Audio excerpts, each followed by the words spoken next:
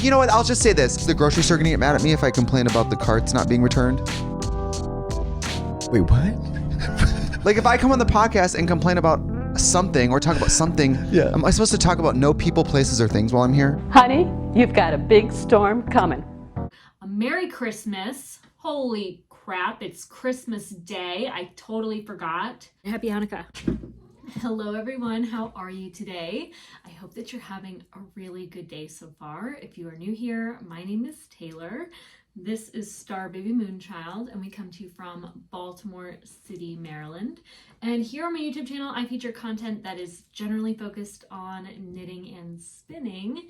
In today's episode of what I call the Thread to Mend podcast, where I sit down, I share with you the things that I'm currently working on, I thought I would review a couple things. First, we're going to get into some of my favorite things that I have used in the year of 2020, but I also want to show and review with you all of the things that I knit in the year 2020 and how I would do it differently if I could, what I would do again, all of that business. So if you're interested in hearing about those things, do please keep on watching. If you like this content, give it a like. It really helps me so much here in growing my channel here on YouTube. A lot to review with you all this week, and we'll get into what I'm wearing later when we talk about what I've made this year. But I did want to talk about some of my general favorite things of 2020. And I threw a bunch of them in a basket below. We're going to review them super quick. So if you're here just for the knitting, hold tight, we'll get into that. But I do want to talk about my favorite things this year. And there's quite a lot in here, but I'm going to be very brief. The first favorite thing is my love for fragrance. I discovered fragrance in 2022. I don't know how or why. I think it was my constant consumption of YouTube. I have dove in a little deeper into the beauty sphere on YouTube. I really enjoy watching a lot of different beauty channels. I just really fell in love with fragrance. I discovered Dossier. They did send me a few things to review on my channel, which I've talked about in previous videos. This is not a Dossier video, but I do absolutely love 4 fragrances I'm going to tell you about. And the first is my truest love. This is the Musky Gaiac from Dossier. It is supposed to smell like Lola Beau's Gaiac 10, I think is the name of it. I've never smelled anything like this. It's very woody and just wood. It just smells like pure wood. It's like my newer sort of signature scent, and I cannot say enough good things about this one. I love it, love it, love it. The other is Ambry Cherry from Dossier. This is a dupe for Tom Ford's Lost Cherry. I don't have the wardrobe. I do have the wardrobe. I don't have the wallet for a true Tom Ford fragrance. I'm just not in a position in life where I want to or could spend that amount of coin on a high-end fragrance, but I very much love this one. And if I like this, that's enough for me. That's all I need. Same goes for the Le Labo. It's a little up there in price. I would rather spend under 50 bucks, I'm sure, for what 1.7 ounces I think this might be, something like that. Yeah. Last 2 fragrances I really, really love are Replicas by the Fireplace. This is actually not new. This is not new in 2022, but it is sort of my signature fragrance this time of year, just replaced by that one, which I think I would wear the Gaiac wood, Musky Gaiac, whatever you want to call it, any time of the year. But this is sort of my signature favorite for fall and winter. It is smoky, it is sweet, it smells like you're at a campfire, and it's just really yummy. And the 4th fragrance that I fell in love with this year and I'm obsessed with, and I do have the bigger bottle, but this one was easier to throw in with everything else, is probably a shocker to some of you, but I am obsessed with Ariana Grande's God is a Woman. I love this. It's sweet. It smells like, I don't even know what it smells like. It just smells sweet and delicious. Oh, Star Baby's not a fan. She'll come back, don't worry. But I love this. If you want to be a little bit, it's maybe a little bit on the young adolescent side, but I love it so much. And I don't even know, I can't describe it to you. It's one of those things like I would just go out and smell it if you can. But I think it would be a good blind buy for anyone you know that really likes sweet, bright, fruity florals, maybe. I can't describe what that is, but I love it. The second thing that I have truly fallen in love with over the last year is SPF. I've been wearing more SPF this year than probably my entire life. I wear it every single day. And I think that's mostly attributed to the fact that, again, watching a lot of beauty YouTube, Kathleen Lights, I think really got me on the SPF train. But I have been roller skating every single week. And because I'm outside for 20 minutes to 2 hours and 20 minutes, I really do want to protect my skin. So I personally only buy SPF 50 or higher. I don't think that anything higher actually exists, but I do love an SPF 50. The only SPF 36 that I would recommend is the Innisfree Daily UV Defense Sunscreen. I have like 4 samples of these. I love this formula. I think it's a really, really good one at a really affordable price. It's like maybe $15 for an ounce or so. So I really love this. The other ones that I've been trying and I really like and I would totally recommend are Paula's Choice Youth Enhancing SPF 50. These are all broad spectrum. Supergoop's Unseen Sunscreen. Oh, this is an SPF 40. That's the only reason why I didn't buy the full bottle, but I very much do like this formula and would recommend this one. But because I do want to use SPF 50, I did purchase the full size of Laneige Hydro UV Defense SPF 50 Plus. Again, broad spectrum, very important. And it's hypoallergenic, dermatologist tested, and there's no white cast with this one. And it does have some fragrance, but I don't think that bothers my skin at all. And I just recently purchased this K-beauty brand, Beauty of Joseon. And this is their SPF 50 PH+++.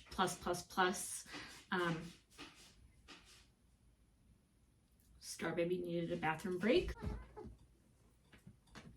As I was saying, Joseph Nani, that's a yarn base. Beauty of Joseon, it's SPF 50, PA++++++++++++++++++++++++++++++++++++++++++++++++++++++++++++++++++++++++++++++++++++++++++++++++++++++++++++++ and this is super, super affordable. I bought 2 bottles of this for under $20, so that's less than $10 a tube.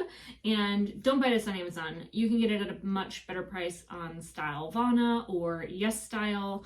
And there's so many sales going on those 2 websites all the time. You can also apply coupon codes and everything to save a little bit of coin. And they always have a free shipping option if you spend a certain amount. And if you do decide to go that route, I would also recommend this eye cream. It is by the same brand, Beauty of Joseon. It's the Revive Eye Serum with ginseng and retinol. Retinol is similar to retinol. It's, I think, requires 1 step less to become active. I don't know. I'm not a dermatologist. Don't listen to me talk about skincare. But I do recommend this because it is, I think, like $12 or so. Something like that price point. And this is an entire fluid ounce of eye cream. So at that price point, with this amount of volume, you really can't beat it. And I think it is really good. I like it so far. I've been using it for about a week, and I don't know, I kind of alternate many different eye creams because I collect eye cream samples all of the time. I'm always using a different eye cream. So I really haven't been using this one long enough to give a thorough review of any kind, but I have liked it. It's a really good value, and K beauty brands are a little bit above and beyond what we get here in drugstores. So if I'm paying a drugstore price and I'm given better active ingredients, I am really all about that.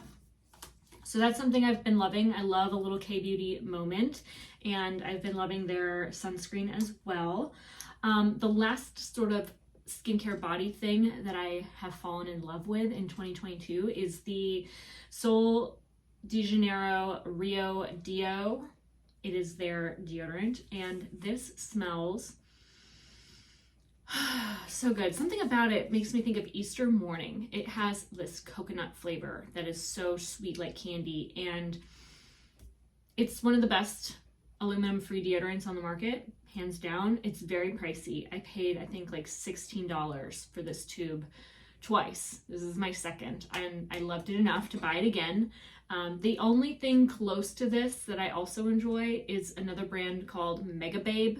They also have products in a tube similar to this one, and their deodorant is good. I think this one is better. And the last couple things are mostly makeup. I will be brief. I know not all of you wear makeup or are all that interested, but the hands down greatest lip balm of all time, the Portland Bee Balm. Now, they started selling this in my local health food store.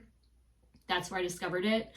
But now I can find it in like the giant grocery store. So you might be able to find this wherever you are. It's distributed out of the state of Washington, Oregon, Portland, Washington. Why am I so bad at geography? Anyway, good stuff. I think that the thing I love about it is probably the beeswax, which is the #1 ingredient, next to coconut oil and olive oil. And those are like the only 3 ingredients. So it's mostly beeswax. Love it so much. The most hydrating, delicious formula. The original fragrance is what I would truly recommend. It smells great. I love to pair that lip balm with a lip liner, any lip liner, nude, brown, red, whatever you want. I freaking love this chapstick under lipstick. No other chapstick layers under lipstick like this one. None of them. None. Nada. I'm really loving the Rare Beauty Kind Words matte lip liner in the shade Talented, which is like a cool tone, sort of rosy nude. And this is kind of like My Lips but better, and it is really like this lip liner. It's $15, so it's a lot more affordable than Charlotte Tilbury. It is about 2 to 3 times the price of NYX or, you know, whatever drugstore brand.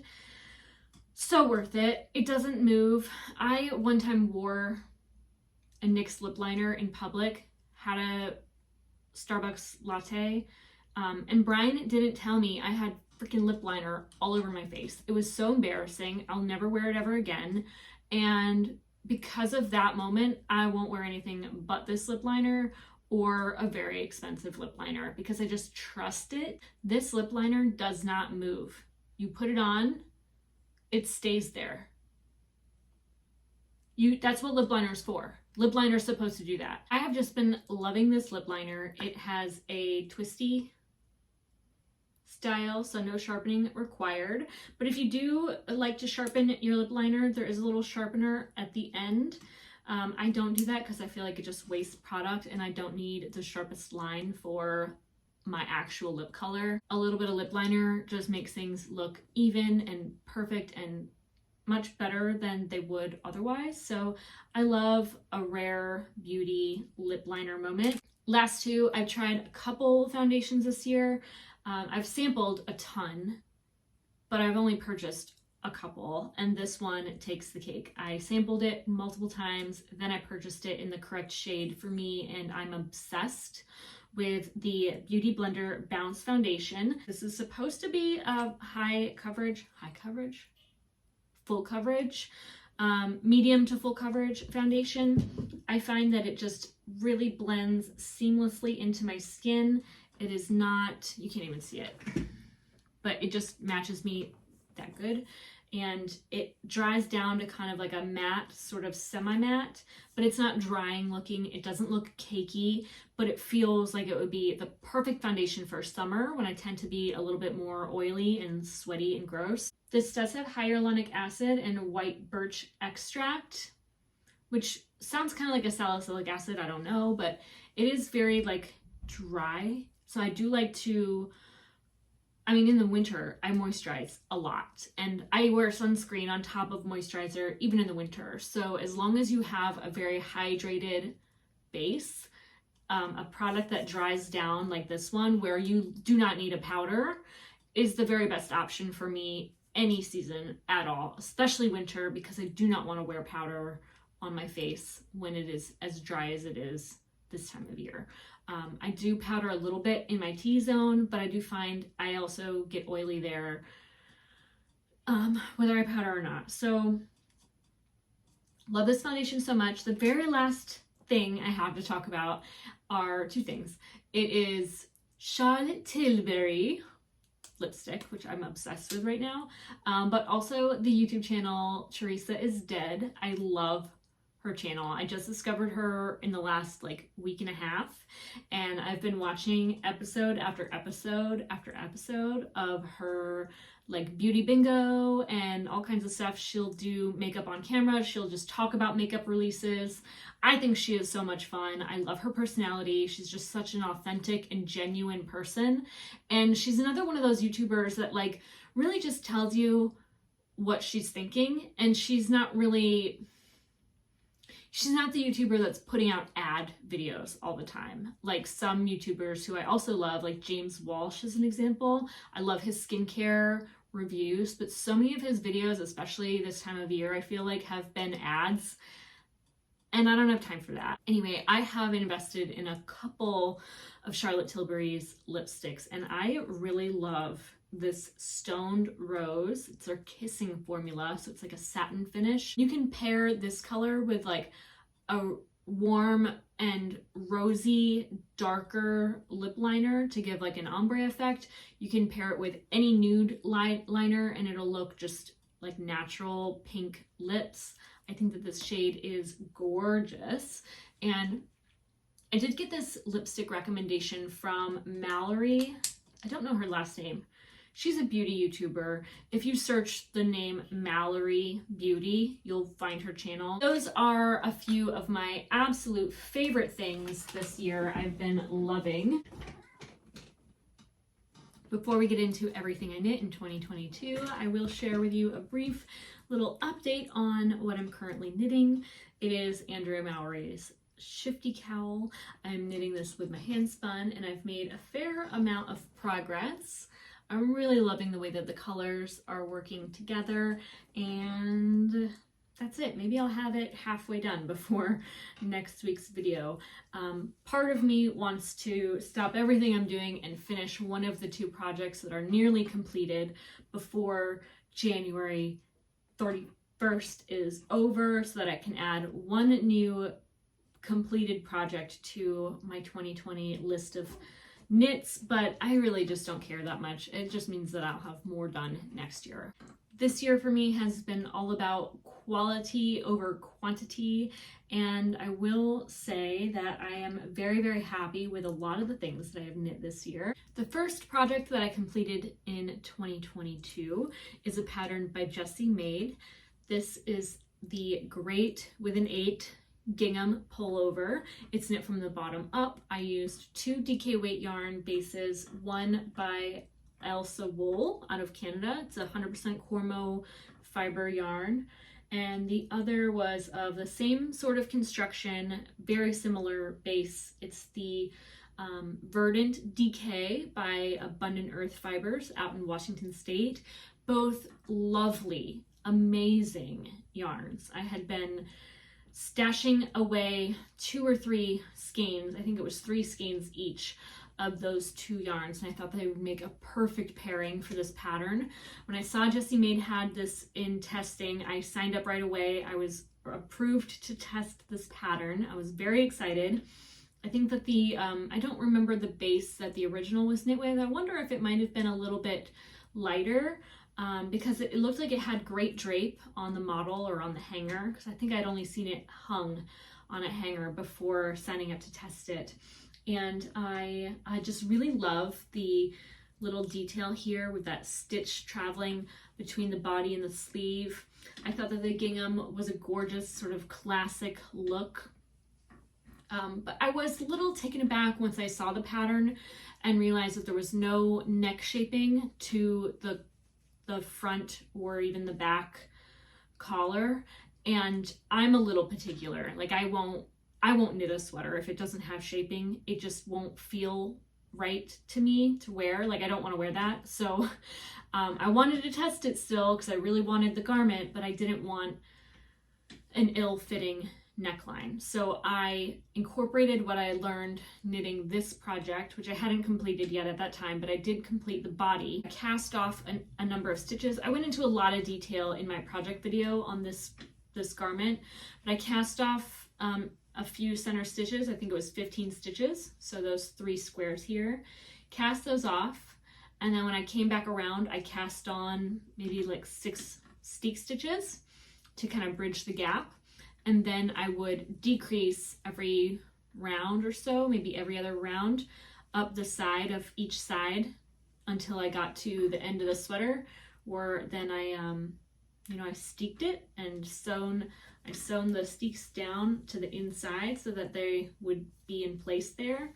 And then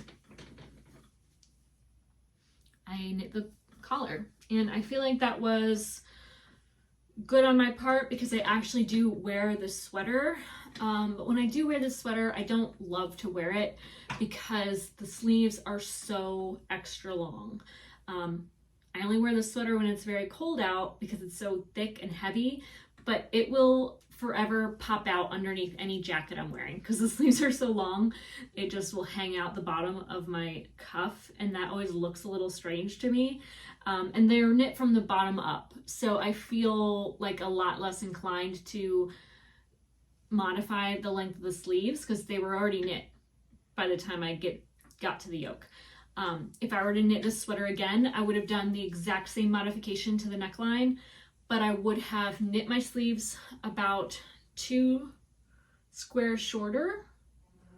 I think 4 squares shorter might have been too short of a sleeve, but I would have rather have that than too long, honestly. Like I'd rather a bracelet length than a sleeve too long, especially with this sort of cuff where you do, I think, like decreases all the way around to get a tighter cuff than sleeve. You can't pull it up because it's too narrow at the wrist. Like you can't pull it up high to like wear it different. It's too tight in the underarm, and because it's such a heavy weight fabric and I do wear it when it is cold, I can tend to sweat, and with all the friction under the arm, the movement, the temperature, the moisture, it is starting to felt in the armpits, and that is just a sweater killer. The sweater is not going to survive. It's gonna felt, it's gonna get tighter and tighter and tighter until the point where it will no longer fit. And at that point, I'll then decide if I'm ever going to rip this out to reclaim the yarn. If I ever did that for any project, I would for this, because this yarn is amazing. I don't regret making it because I did learn a lot about my own personal shoulder and yoke depth needs. Second garment that I finished knitting in 2020 is what I call the greatest pattern of all time. It is the Bear Pullover by Gudrun Johnston. This was published in her book, The Shetland Trader Book 3. There are tons of amazing patterns published in that book. I cannot wait to knit more of Gudrun Johnston's designs. And this is a sweater that I knit using entirely Jamieson & Smith yarn. I picked up a cone directly from their website, and the other colors I think I had in a stash. And I did use more colors than the pattern required.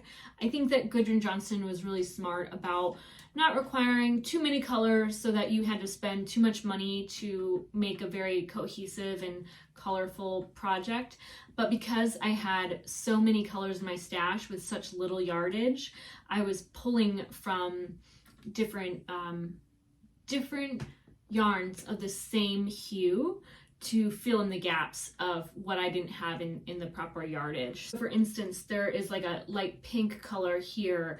I did not have quite enough of that, so I chose another yarn that is like a pink and blue heather color that's similar but different, and it gives a lot of depth to this colorwork yoke at the top. So I really, really love that. And I like that the body is sort of a blend of mauve and copper and amber and gray, along with that base of brown. I feel like this is just the perfect color combination for me and my liking. I love this orangey yellow sort of shade, and then the warmth of the copper with the cool of the mauve. It's all very neutral. It's not too warm, it's not too cool. It's kind of right in the middle with a combination of both sides of that spectrum. And I just really love this sweater so much. I think that the sleeves turned out perfect. When my arms are bent, they're at a nice bracelet length. So if I'm doing dishes or anything like that, I feel like they're not too long and in the way where I have to push them out of the way. And the cuffs are loose and open enough that I can pull them up and above my elbow to really bring them out of the way if I am getting elbow deep into something. When I have my arms down at the sides, they are just the right length. So, huge fan of this pattern. I love this garment so much. I do anticipate knitting another again in my future. It's just there's so many wonderful patterns out there in the world that I do want to continue to knit other things, but I probably have enough yarn in my stash to knit another right away. It's just that I don't know exactly what colors I want to pair together and why. When I have such an amazing version of it already, I don't want to spend all of the time and attention that this took to make the same thing.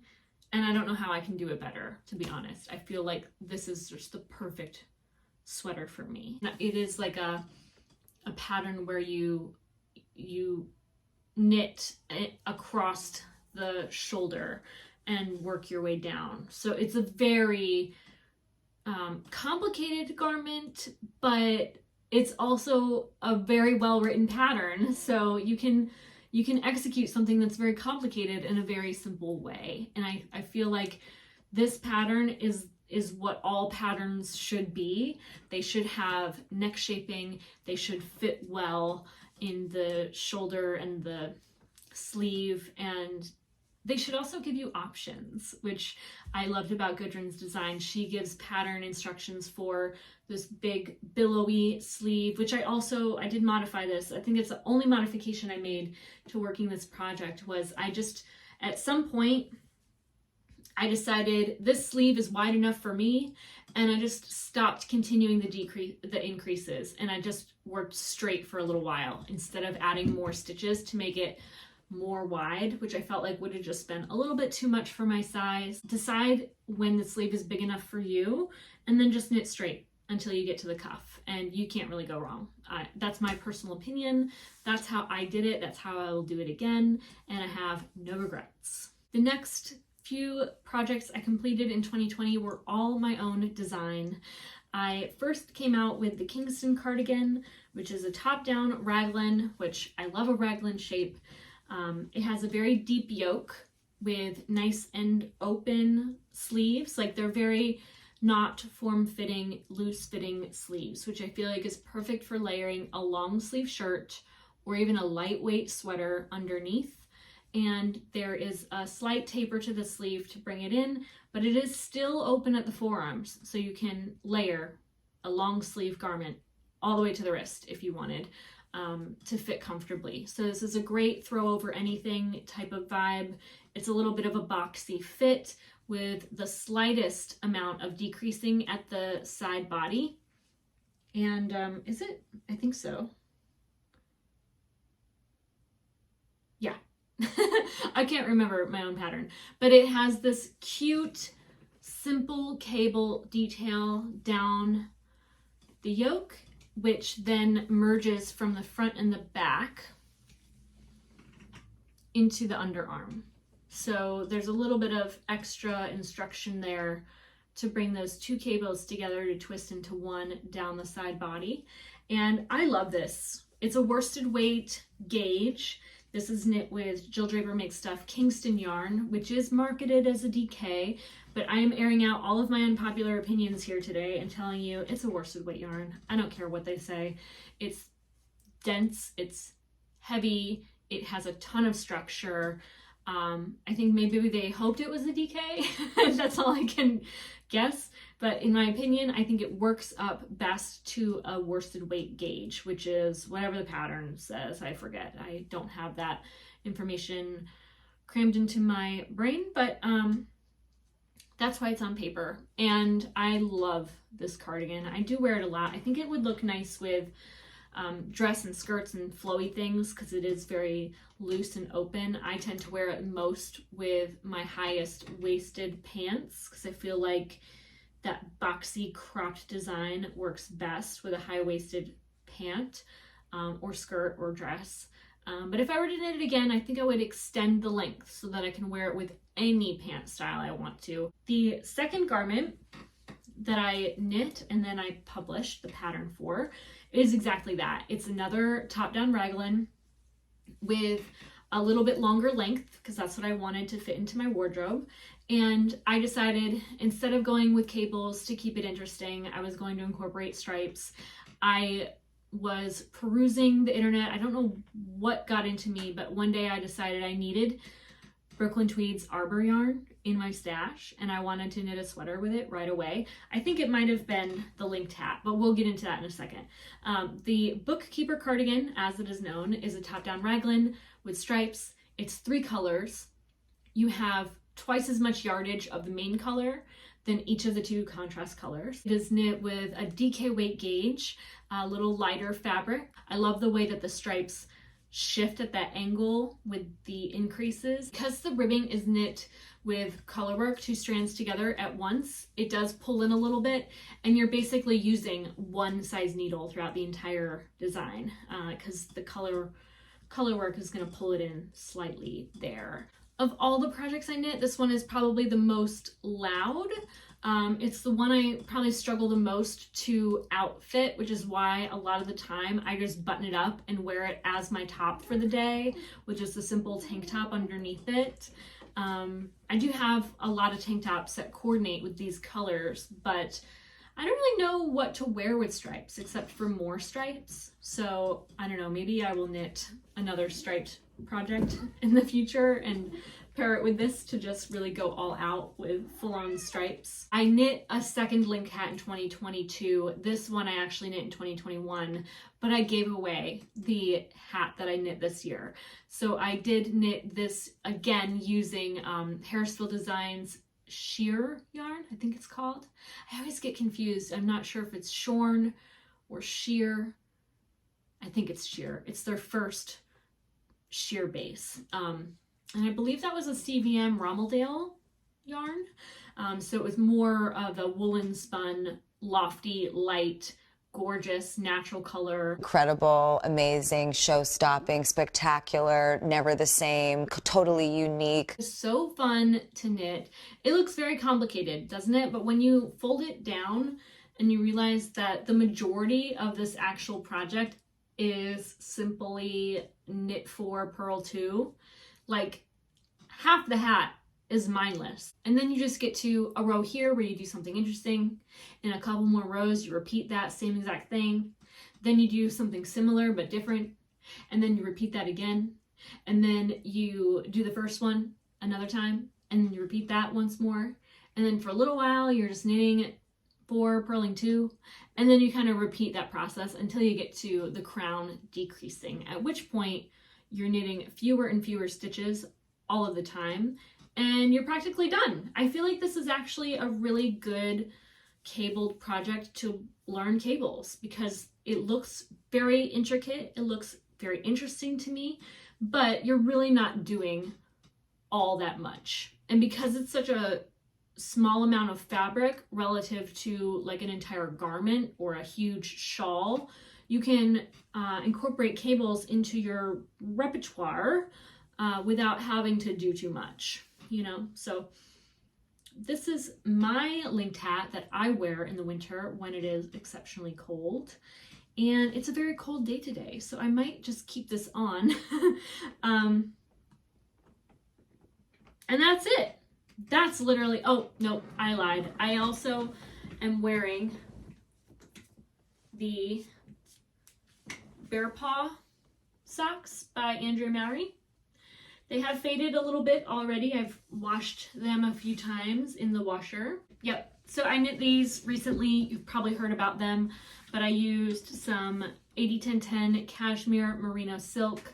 That is everything I knit in the year 2022. Again, quality over quantity, I guess. I don't know. At least I'm learning to know what fits me well, how to execute it. And I've been publishing garment patterns for, I think, the first time. I don't think I came out with a garment pattern before this year. So I'm feeling good about that. I hope to one day do more. I have no clue what I feel inspired to knit right now or even consider designing. I just don't have a design itch in me. More than anything, I want to kind of just finish what I've started and also cast on new things that are already thought of, you know, like I don't need to reinvent the wheel here. I found the raglan shape that I like, that works for me, that fits me, and that I hope might fit you if you are so inclined to knit any of my raglan patterns. But I just really want to make things that fit well.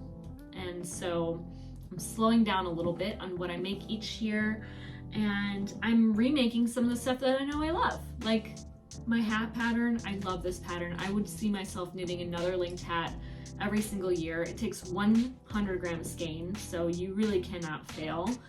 And I think it fits good. I like the way it fits.